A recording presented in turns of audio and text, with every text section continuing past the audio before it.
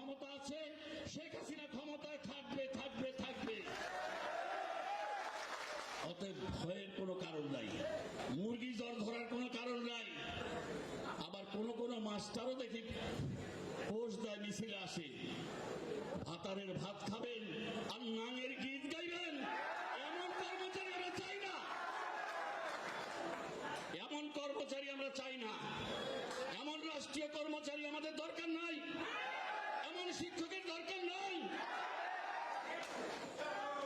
উন্নয়ন চোখে দেখেন না। দেশটা আগায় যাচ্ছে সারা বিশ্বের মধ্যে। বাংলাদেশের নাম উচ্চারিত হয়, বাঙালি জাতি মাথা উঁচু করে দাঁড়িয়েছে।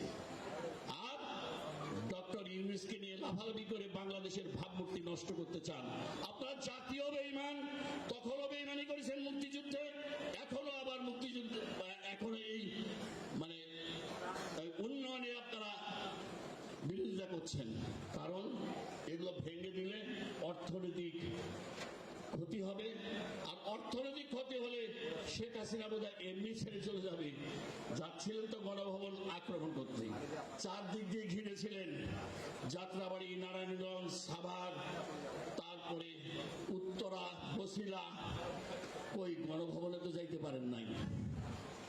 চাঁদ বহুদূর, চাঁদ চোখে দেখা যায়। একজন রিকশায় উঠে যাচ্ছিল, রিকশাওয়ালা বললো যে এই যে উঠেছে প্যাসেঞ্জার, তোকে কত ভাড়া দিব? স্যার 20 টাকা দিবেন। 5 টাকা হলেই তো এখানে হয়, এখান থেকে এখানেই তো, এই তো দেখা যায়। বলছে স্যার আকাশের চাঁদও তো দেখা যায়। আকাশের চাঁদও তো দেখা যায়, কিন্তু আকাশের চাঁদ অনেক দূর। গণভবন দেখা যায়, কিন্তু গণভবনে যাওয়া শক্ত আছে। গণভবনে যাওয়া শক্ত আছে।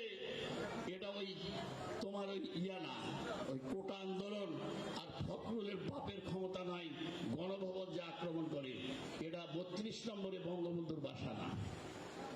বঙ্গবন্ধু 32 নম্বরে বাসা ছিল বলেই তাকে হত্যা করা হয়েছে। বারবার শেখ হাসিনাকে হত্যা করার চেষ্টা করা হচ্ছে, বারবার। আগস্ট মাস আসলে তো একবার করে চেষ্টা করেই, যে বাপরে যে মাসে মারিছি বেটিকে সেই মাসেই মারব।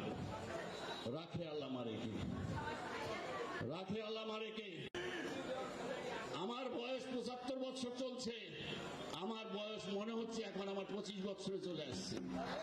আমি আন্দোলনে 25 বছর। কালকে আমিও লাঠি নিয়ে বেরিয়েছিলাম, কালকে নওগাঁতে আমিও লাঠি নিয়ে বেরিয়েছিলাম। অতএব আপনাদেরকে যাদের বয়স হয়েছে তাদেরকে 25 বছর আনতে হবে। যাদের 25 বছর হয়েছে তাদেরকে 25 বছর আনতে হবে।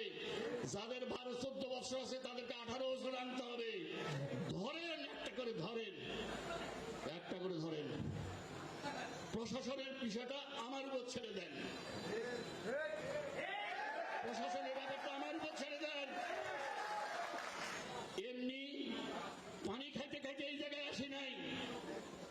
আপনাদের সাথে মিলিয়ে মিশে একেবারে 67 সাল থেকে এই পর্যন্ত আসছি আপনাদের দোয়ায় এবং আপনাদের কর্মের ফলে।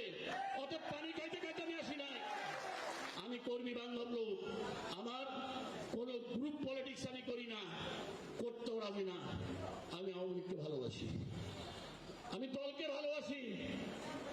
আজ থেকে 3 দিন আগে যখন গণভবনে মাননীয় প্রধানমন্ত্রীর সাথে দেখা করতে গেছি, উনি যে কথাটা বলেছেন, আমি বললাম যে আমি এরকম করে মিটিং ডাকছি। ওই সব এমপিরা যদি এরকম করে ডাইকে যদি বুঝাইতো, তাহলে তো আজকে আমাকে এত মিটিং করতে হতো না। তোমার জেলার দায়িত্ব তোমাকে দিলাম, কেন্দ্র কি বলে না বলে তা জানি, নিজের জেলা নিজে সাজাও। আমি হাইকমান্ডের নির্দেশে কিন্তু আপনাদেরকে ডেকেছি। আমাদের শেখ হাসিনাকে বাঁচাতে হবে, সর্বোপরি আপনাকে বাঁচতে হবে, দেশটাকে বাঁচাতে হবে। দেশকে না বাঁচালে আপনি বাঁচবেন না, দেশ না বাঁচলে আপনি বাঁচবেন না। আর এই দেশ না বাঁচলে, শেখ হাসিনা না থাকলে কৃষকেরা এরকম করে চাষবাস করতে পারবে না, সারও পাবেন না, সেচও পাবেন না, কিছুই পাবেন না। শেখ হাসিনা